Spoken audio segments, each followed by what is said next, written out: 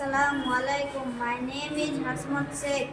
I read in class 4. The name of my school is Aman National School. Today's lesson is a girl in a fair. Bipa is a little girl. Bipa একটি ছোট্ট মেয়ে.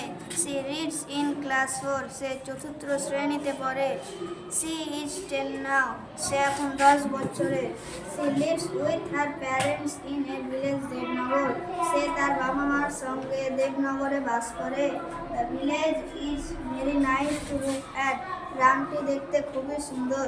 Many kinds of green trees are in the village. গ্রামের মধ্যে নানা ধরনের সবুজ গাছ রয়েছে. There is a big field in the middle of the village. গ্রামের মধ্যে অনেক বড় একটি মাঠ রয়েছে. Every year there is a big fair held in the village. প্রতি বছর গ্রামে একটি বড় মেলা বসে. Many kinds of shopkeepers come to this fair to sell their goods. নানা ধরনের দোকানদার তাদের জিনিসপত্র এই মেলায় বিক্রি করে. Bipa's father makes masks and sell them in this fair.